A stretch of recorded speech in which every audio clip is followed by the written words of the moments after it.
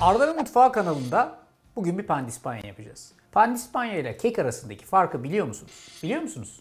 Ben bilmiyorum. Ben biliyorum. Nedir?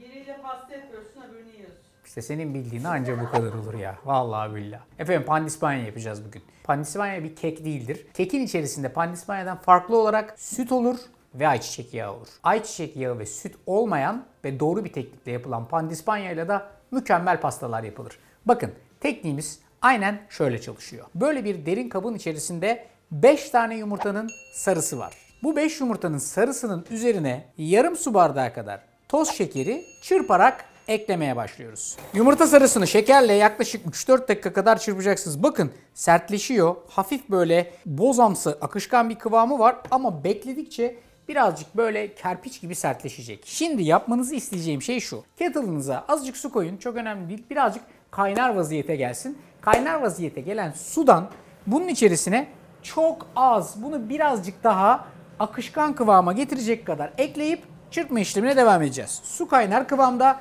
Bakın durdukça zaten kalınlaşıyor ve sertleşiyor bu arkadaşımız. Çırpacağız ve yaklaşık 2 kaşık kadar sıcak su ekleyeceğiz bunun içerisine. 2 kaşık sıcak suyu ekledim. Az evvelkinden birazcık daha akışkan bir kıvamda görüyorsunuz. Benim için bu yeterli olacaktır. Şimdi yumurta sarısıyla olan çırpma uçlarını çıkartıyorum ve yumurta beyazı için 2 tane temiz uç takıyorum. Yarım su bardağı şekeri 5 tane yumurta sarısıyla çırptık. Geri kalan yarım su bardağı şekeri de 5 tane yumurtanın beyazıyla çırpacağız efendim. Önce yumurta beyazlarını birazcık temiz çırpmaya başlayın. Arkasından da şekeri ilave ederek kar köpüğü kıvamına kadar çırpmaya devam edin. Yumurta beyazını da gördüğünüz gibi böyle bayağı battal boy olacak vaziyette çırptık. Gördüğünüz gibi gövdelendi ve ters çevirip kafanızın üstünde çevirdiğinizde taş gibi duruyor. Şimdi sarıyla beyazı birleştirme aşamasına geçeceğiz. İsterseniz beyazı sarıya, isterseniz sarıyı beyaza fold yani kapatarak karıştırma işleminden geçirebilirsiniz. Buradaki beyaz birazcık fazla gövdeli. Gördüğünüz gibi bir parçasını alıyorum. Yumurta sarısının içerisine ilave edip şöyle bir hızlıca çeviriyorum önce.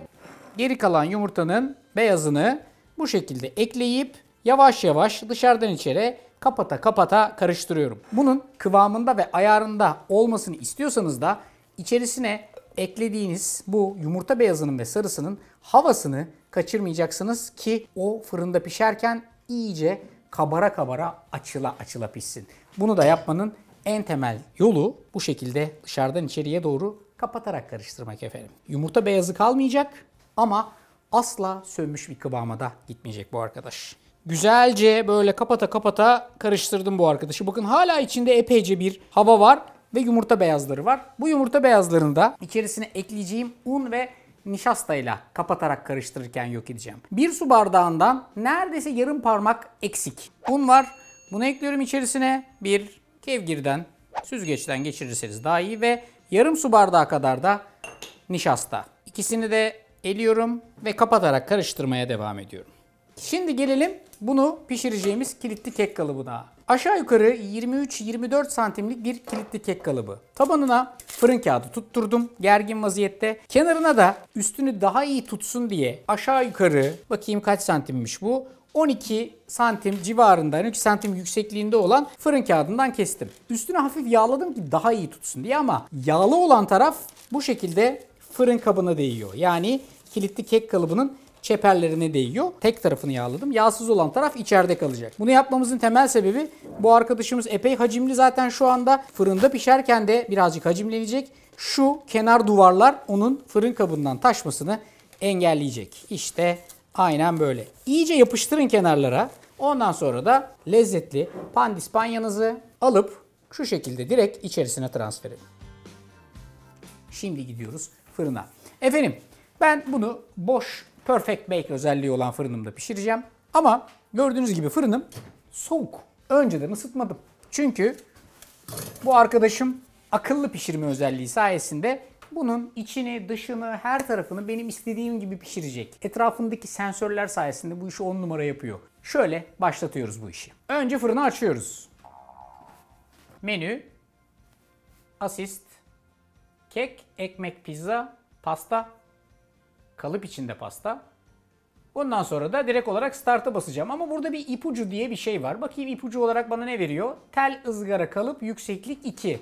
Yani telde, ızgarada ve bir ikinci yükseklikte. Yani doğru yerdeyiz. Artık start'a basacağız ve bu arkadaşımızın işini yapması için ona vakit vereceğiz. Kendi kendine kabara kabara pişecek ve mükemmel bir kıvama gelecek. Pandispanya yapmak bu kadar kolay aslında. Fırından çıkarttık. Böyle bir telin üstüne ters çevirdik ve dinlenmeye bıraktık. Dinlenmeye bırakırken şu kenarındaki var olan kağıtları da içeriye doğru hafiften katladım ki pandispanyamızı zedelemeyelim. Dikkatlice şu etrafındaki çeper olmuş kağıdı çıkartıyorum. Şu fırın kağıdından da kurtuluyorum. Şöyle bir de altına bakın. Güzelce pişmiş. Üstüne bakın. Güzelce pişmiş.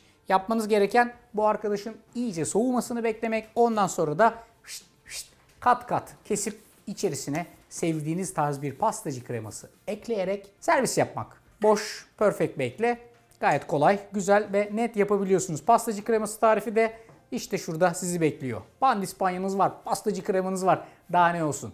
Unutmayın, tarifi doğru yaparsanız, güzel yaparsanız, eksiksiz yaparsanız bu pandispanya size geliyor. Takdimimdir. Arz ederim. Hepinize afiyet olsun.